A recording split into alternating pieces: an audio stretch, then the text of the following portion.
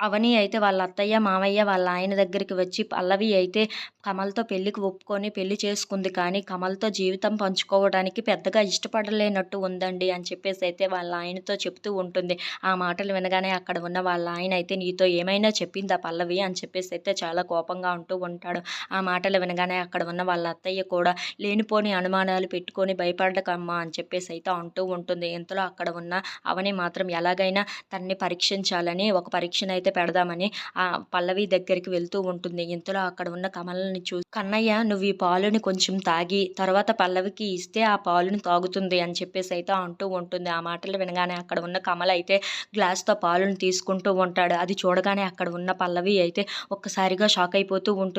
ఏంటి వీడు తాగిన పాలు నేను తాగాలా? అని చెప్పేసైతే చాలా టెన్షన్ పడిపోతూ ఉంటుంది. ఇంతలో అక్కడ ఉన్న కమల అయితే ఆ పాలుని సగం తాగేసి పల్లవికి ఇస్తూ ఉంటాడు. అది చూడగానే అక్కడ ఉన్న పల్లవి అయితే వామిటింగ్ చేసుకుంటున్నట్టు చేసుకుంటూ ఉంటుంది.